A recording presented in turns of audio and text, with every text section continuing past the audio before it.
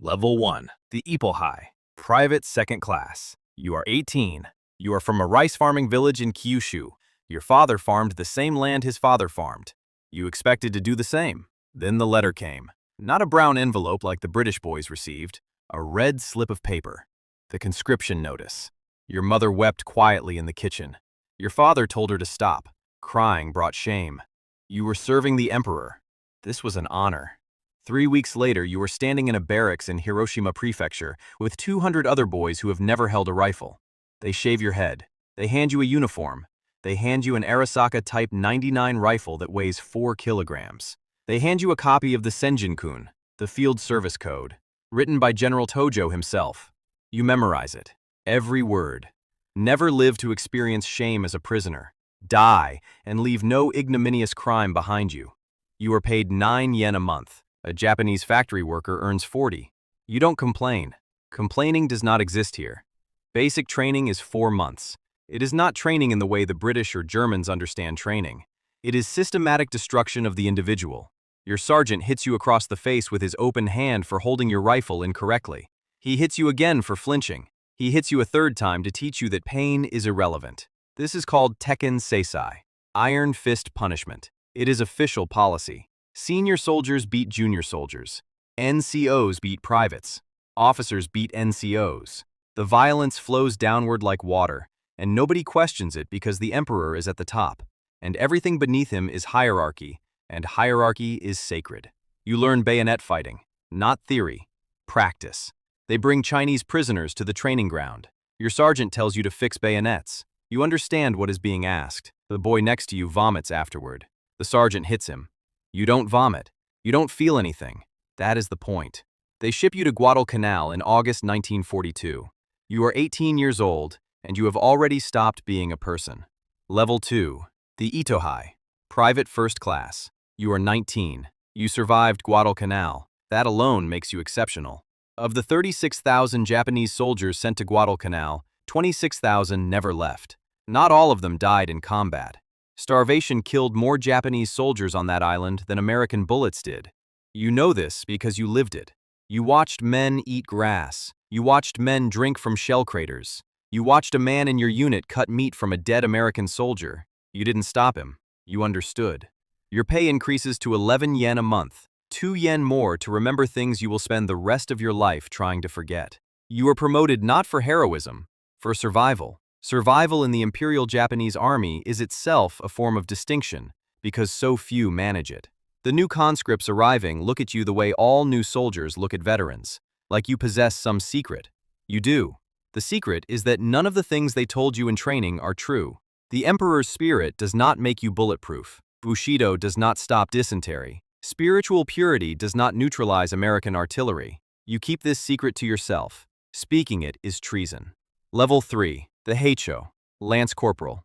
You are 20. You are now responsible for 4 men. Your pay is 15 yen. You carry the same rifle as your men, but you also carry the weight of their lives in a war that has already turned decisively against Japan.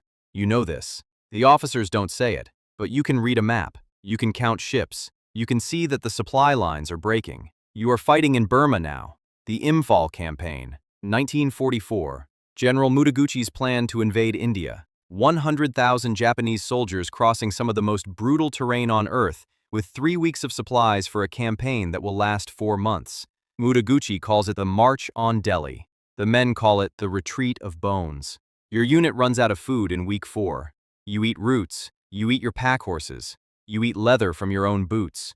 The monsoon comes. The roads dissolve. Men die of cholera, malaria, dysentery. Men die sitting against trees, and nobody moves them because everyone is too weak. The road back from Imphal becomes lined with Japanese dead. British soldiers who come later call it the Road of Bones. Of the 100,000 Japanese soldiers at Imphal, 30,000 die in combat. 40,000 more die of disease and starvation. You are one of the 30,000 who walk out. You don't know why you survived and they didn't. You stop asking. Level 4. The Gunso. Sergeant. You are 21. You command a squad of 13 men. You earn 25 yen a month. You are now the soldier who carries out the Tekken Seisai on the men below you, the same punishment inflicted on you. You tell yourself it builds strength. You tell yourself it prepares them for what's coming. Some nights, you almost believe it.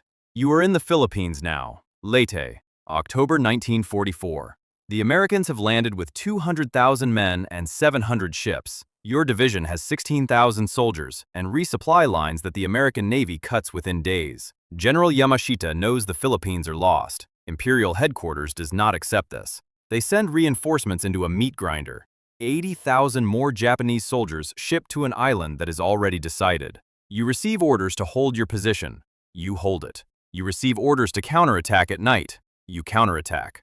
You lose 6 men in one night, taking a hill the Americans retake the next morning. You write their names in your field diary. The army doesn't want field diaries. Captured diaries give the enemy intelligence. You keep it anyway. They were people. Someone should remember their names. Your sergeant major tells you that death in service of the emperor is the highest honor a man can achieve. You nod. You have been nodding for 3 years. Your face has learned to agree while your mind goes somewhere else entirely.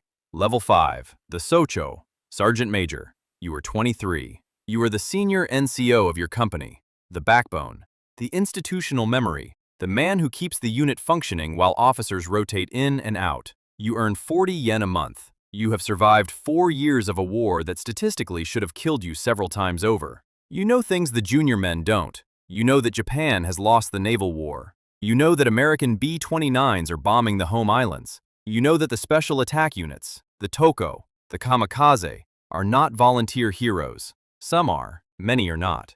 You have seen young pilots who did not volunteer get quietly transferred to special attack squadrons. There is no mechanism to refuse. Refusal is dishonor. Dishonor is worse than death. The machine produces martyrs whether they consent or not. You don't discuss this. There is no one to discuss it with. Every conversation happens inside your own skull. You have become very good at maintaining 2 minds simultaneously.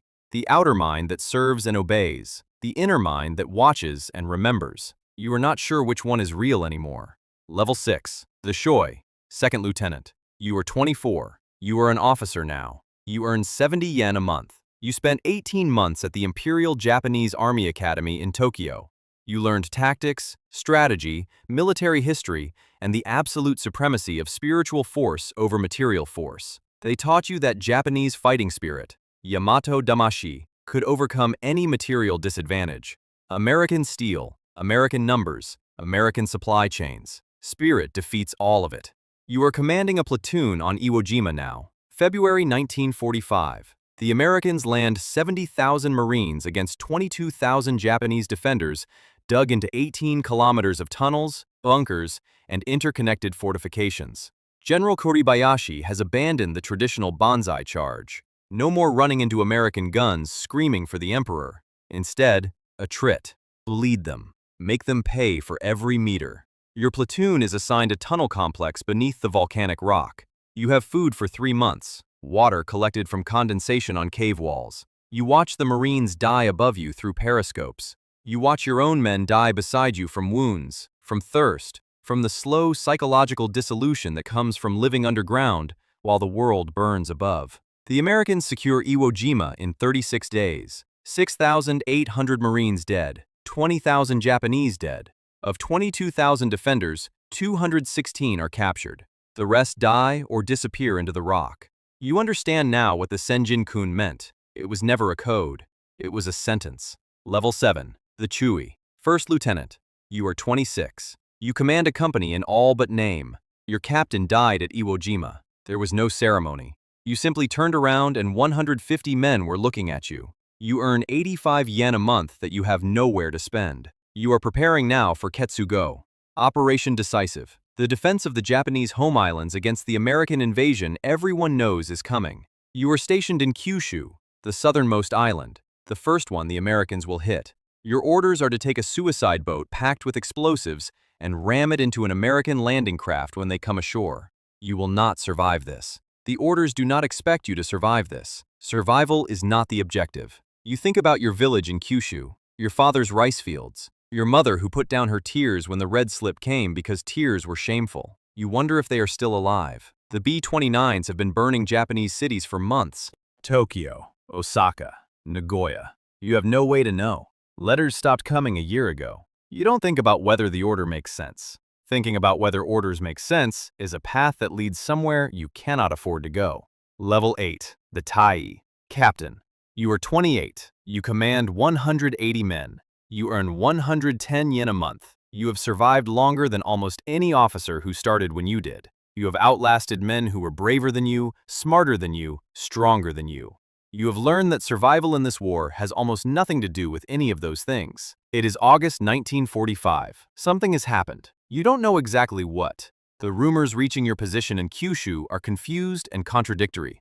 A single bomb destroyed an entire city, Hiroshima. Then another, Nagasaki. Then the Soviets declared war and swept through Manchuria in 10 days, destroying the Kwantung Army, 700,000 men, in less time than it takes to receive orders from imperial headquarters. Then the emperor speaks on the radio. August 15th. You have never heard his voice before. Nobody has. It crackles through the receiver, and the words are formal and ancient, and it takes you a moment to understand what he is saying.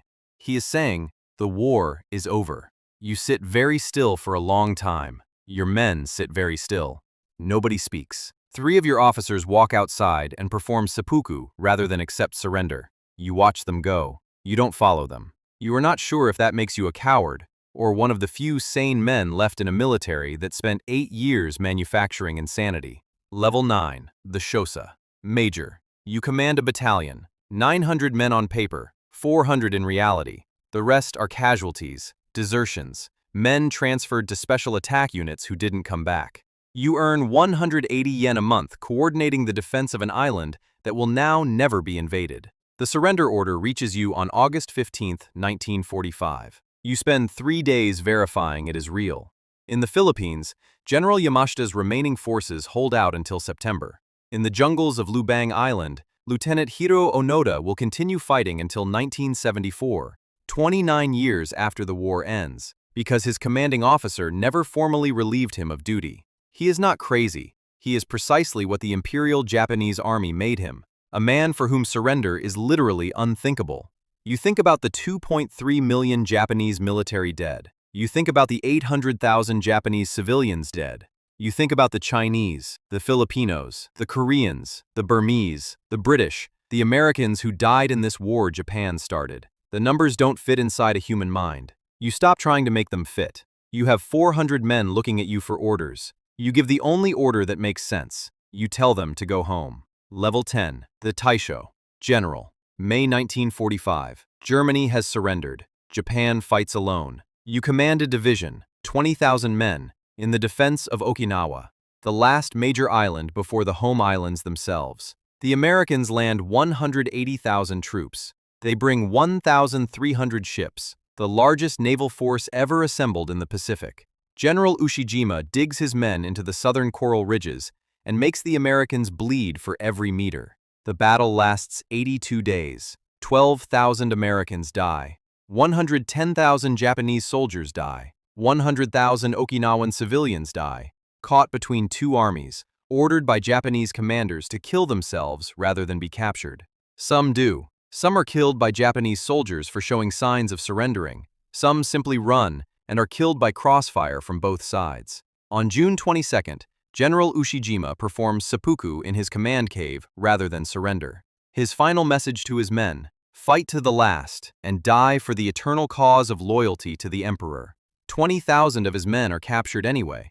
They are confused to discover they are not executed. The Americans give them food, medical care, cigarettes. Some of them weep, not from gratitude, from the slow, devastating realization that everything they were told about the enemy was a lie. And if that was a lie, what else was? The war ends on September 2nd, 1945. Aboard the USS Missouri in Tokyo Bay, General Yoshijiro Umezu signs the surrender documents on behalf of the Imperial Japanese Army. His hands do not shake. His face shows nothing. He has spent his entire career learning to show nothing.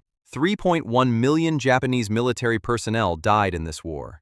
Another 800,000 civilians. The emperor, in whose name every oath was sworn, every order followed, every life surrendered, lives until 1989. He dies peacefully in his bed at the age of 87. The soldiers who survived came home to a country that didn't know how to talk about what had happened. They didn't talk about it either. They went back to their rice fields, their factories, their fishing boats. They raised children who asked no questions, because somehow everyone understood that some doors should stay closed. The Senjin-kun said death was preferable to the shame of surrender. 3.1 million men believed it. The emperor who wrote those words lived another 44 years.